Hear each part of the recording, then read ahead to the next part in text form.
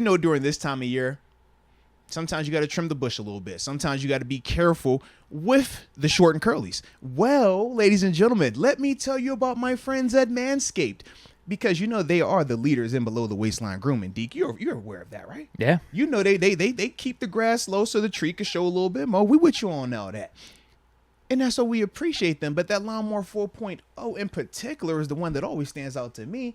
You know, that one with the light on it. Turns on and off. Because some of these got lights that they don't turn on and off. That's not acceptable. You got to have options. Daytime, nighttime, primetime game. You know what I'm saying? Daytime game. But that's what the Lawnmower 4.0 brings to the table, along with a plethora of other healthcare options. Man, you're talking the shampoo, the body wash. Did you want to talk about the body wash? You want to talk about that? I've been using it ever since Manscaped sent over the care package. The body wash, the shampoo, got me smelling good, feeling fresh. I personally, you coming here daily, I'm like, yo, Deke, you smell really nice, bro. Thanks. I wanted to hug you the other day. I just didn't want to make it awkward. But that's what you bring to the table, man. That's what Manscaped brings to the table, the body spray, too.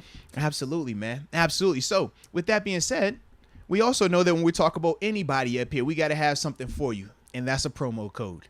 It's MOATS.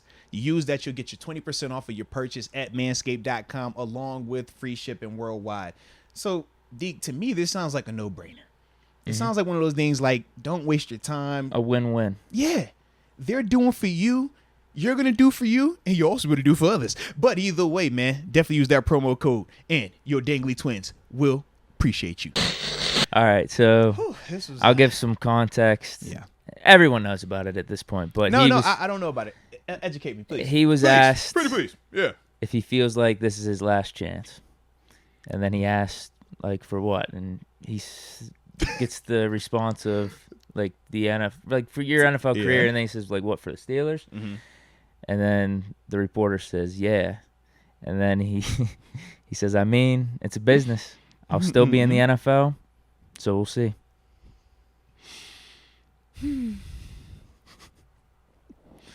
Dude needs a PR agent. All right.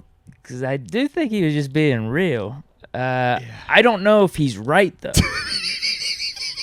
I'm glad you said it, Deke. I ain't want to. All right. Shout out to Deke, bro. He's just being real. Shout out to Deke. It's a business. Yeah. He probably could have coded it a little bit better. Like, hey, yeah, it's a business. We'll see what happens at the end of the year. Yeah. I'm really working hard this year, though. Really enjoy the Steelers situation. Hopefully everything works itself out. That's all you got to say. Yeah. Right? That's all you got to say.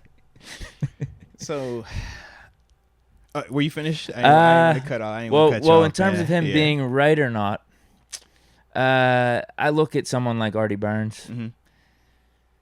Well, Jarvis Jones didn't get a second chance, right? No. But the thing is, Jarvis and Artie both, to me, are the same in the sense of never lived up to it. They got opportunities to go elsewhere, but it hasn't materialized. So Jarvis, he went to the Cardinals right after he left Pittsburgh, and he got cut. Okay. For Artie, he went to Chicago and got hurt like the first week he was out there. So that's still a mystery. Now, this offseason, he ends up in Seattle, and he's hurt again. So, once again, it's still a mystery to see, even if he's going to get another opportunity. Yeah. Yeah, so with Bush, I could see him getting that treatment of he's going to get signed somewhere, being a first-round pick. Yeah. Is he going to make the roster? Is he going to be in the NFL for longer than just next year? Yeah. Because you're not looking for just being on a roster next year. You want a longer-term career. Well, and there's plenty of first-round draft picks that don't have successful NFL careers. There's plenty of NFL first-round draft picks that don't have long careers. The NFL average first-round draft picks all the way to undrafted free what was the dude from the Browns who signed Gilbert? 2.5 years. Absolutely. I don't even know if he made it 2 or 3 years. Absolutely. So, once again, there is no guarantee. I had Aaron Maben with me in Buffalo. We cut him after 3. He was out the league by 5.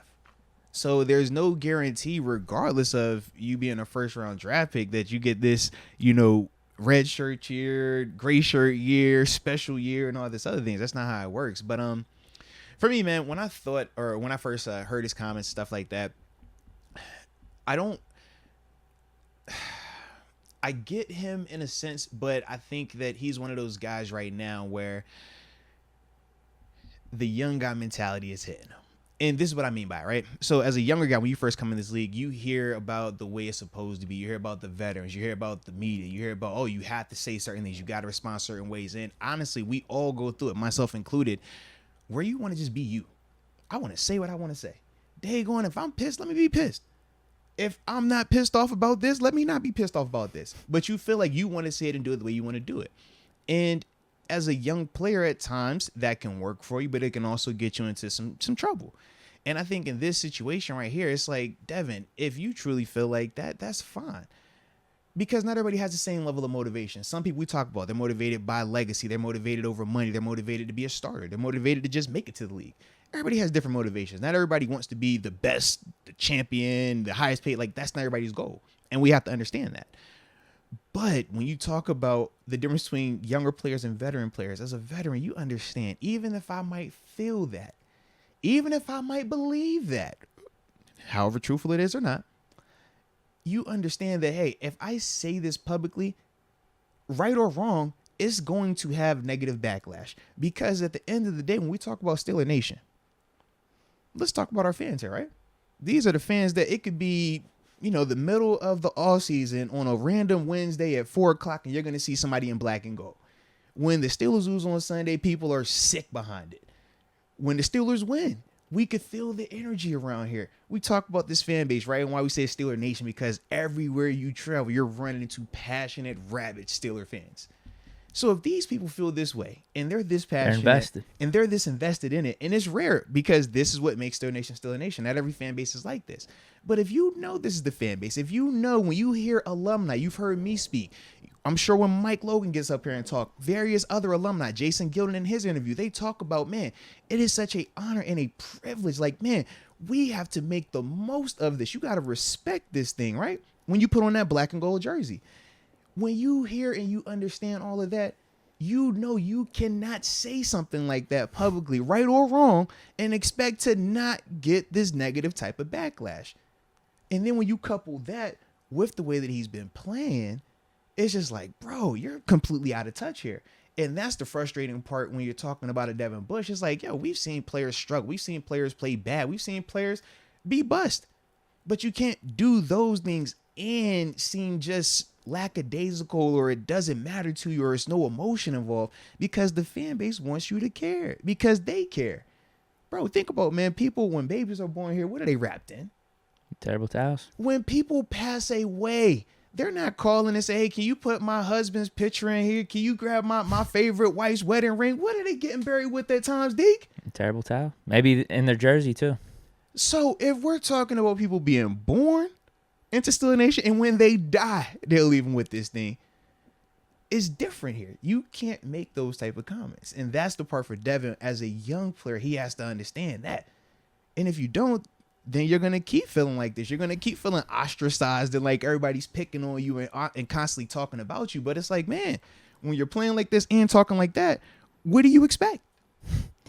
If you want to really look into it and try to spin it in a positive way, it's that Devin Bush is that confident in himself. He's going to have a big year. He's going to still be in the NFL, whether the Steelers value him to a certain extent or not.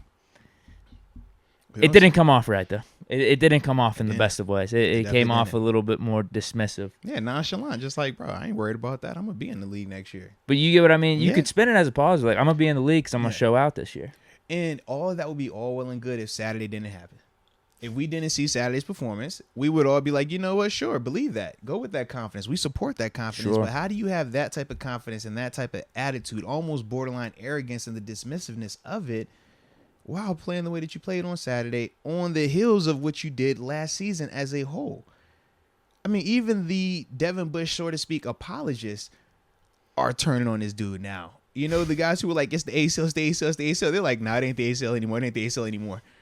Oh, this. Like, nah, it ain't that anymore. It ain't that anymore. Oh, it's coach. Nah, it ain't coach anymore. It ain't coach anymore. Like, I'm holding out hope. And then it was like, oh, it's the D-line. It's the D-line. And they're like, you realize Miles Jack was playing right next to him behind that exact same D-line that was out there on Saturday. Didn't stop him from making plays. That's the part, bro. I'm holding out hope. Like, I get it, bro. I'm holding out hope. I get it, man. Week 1 or 2 of the regular season, if we're seeing more of the same, that's when I might be fully abandoning ship. Yeah. But I think the apologists, I would consider myself one of them. Yeah. We've held on pretty long here. I don't know how many there's left on the ship. Yeah, it's a unique situation. Yeah. I'm holding out hope. I'm holding out hope. You keep holding on, man. I'm gonna just keep analyzing it, but yeah. Brian Flores. That's the X factor this year. That's the No, it difference definitely maker. is, man. And once again, we talked about Brian being brought in for stuff like this. Can you handle this adversity? This is his first test. Handle it. Let's go, man.